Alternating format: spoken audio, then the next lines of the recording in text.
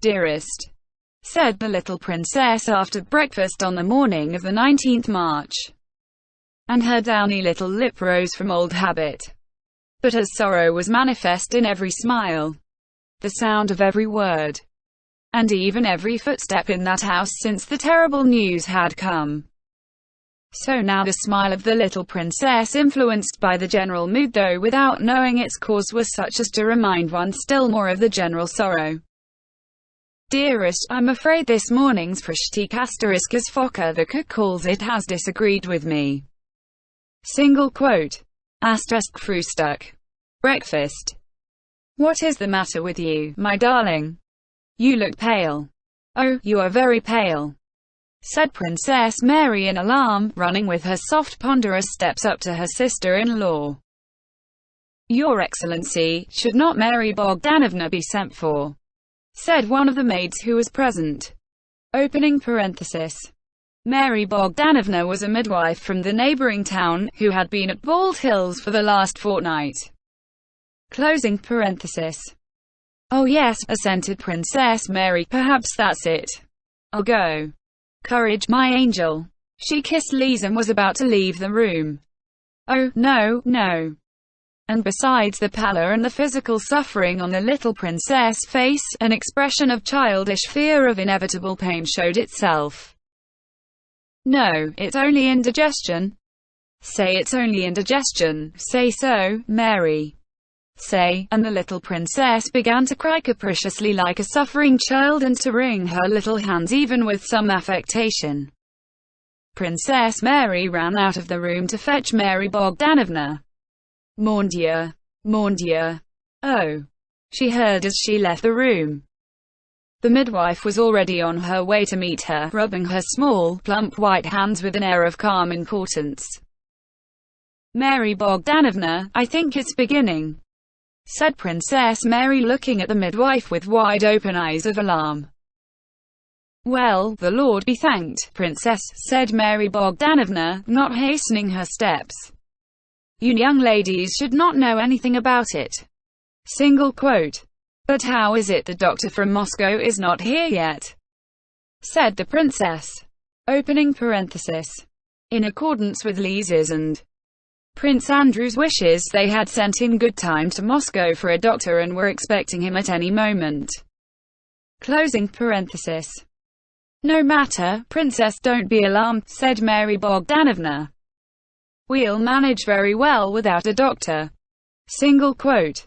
5 minutes later, Princess Mary from her room heard something heavy being carried by. She looked out. The men servants were carrying the large leather sofa from Prince Andrew's study into the bedroom. On their faces was a quiet and solemn look. Princess Mary sat alone in her room listening to the sounds in the house, now and then opening her door when someone passed and watching what was going on in the passage. Some women passing with quiet steps in and out of the bedroom glanced at the princess and turned away. She did not venture to ask any questions, and shut the door again, now sitting down in her easy chair, now taking her prayer book, now kneeling before the icon stand. To her surprise and distress, she found that her prayers did not calm her excitement. Suddenly her door opened softly and her old nurse Praskovia Savishna, who hardly ever came to that room as the old prince had forbidden it, appeared on the threshold with a shawl round her head. "I've come to sit with you a bit, Masha," said the nurse, "and here I've brought the prince's wedding candles to light before his saint, my angel," she said with a sigh. "Oh, nurse, I'm so glad. God is merciful, birdie." Single quote. The nurse lit the gilt candles before the icons and sat down by the door with her knitting. Princess Mary took a book and began reading. Only when footsteps or voices were heard did they look at one another, the princess anxious and inquiring, the nurse encouraging. Everyone in the house was dominated by the same feeling that Princess Mary experienced as she sat in her room. But owing to the superstition that the fewer the people who know of it, the less a woman in travail suffers, everyone tried to pretend not to know. No one spoke of it. But apart from the ordinary staid and respectful good manners habitual in the prince's household, A common anxiety, a softening of the heart, and a consciousness that something great and mysterious was being accomplished at that moment made itself felt.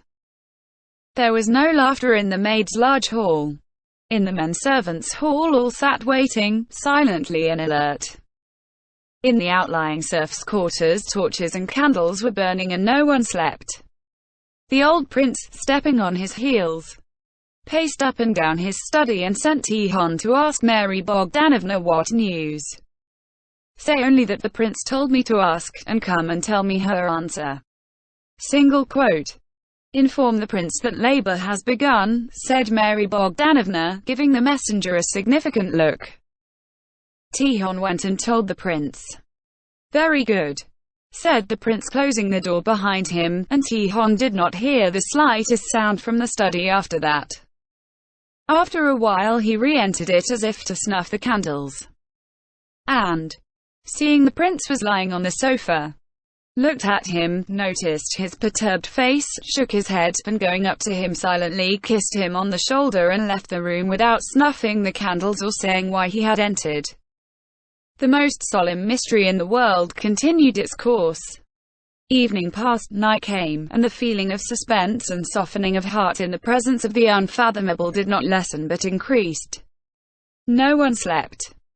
It was one of those March nights when winter seems to wish to resume its sway and scatters its last snows and storms with desperate fury. A relay of horses had been sent up the high road to meet the German doctor from Moscow who was expected every moment, and men on horseback with lanterns were sent to the crossroads to guide him over the country road with its hollows and snow-covered pools of water. Princess Mary had long since put aside her book. She sat silent, her luminous eyes fixed on her nurse's wrinkled face, every line of which she knew so well. On the lock of grey hair that escaped from under the kerchief, and the loose skin that hung under her chin.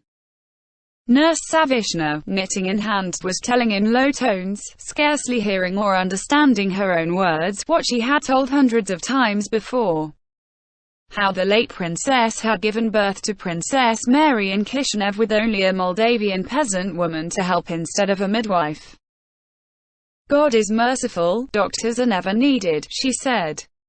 Suddenly a gust of wind beat violently against the casement of the window, from which the double frame had been removed. By order of the prince, one window frame was removed in each room as soon as the larks returned, and, forcing open a loosely closed latch, set the damask curtain flapping and blew out the candle with its chilled, snowy draught. Princess Mary shuddered. Her nurse, putting down the stocking she was knitting, went to the window and leaning out tried to catch the open casement. The cold wind flapped the ends of her kerchief and her loose locks of grey hair. Princess, my dear, there's someone driving up the avenue, she said, holding the casement and not closing it. With lanterns. Most likely the doctor. Single quote. Oh, my God. Thank God, said Princess Mary. I must go and meet him, he does not know Russian. Single quote. Princess Mary threw a shawl over her head and ran to meet the newcomer.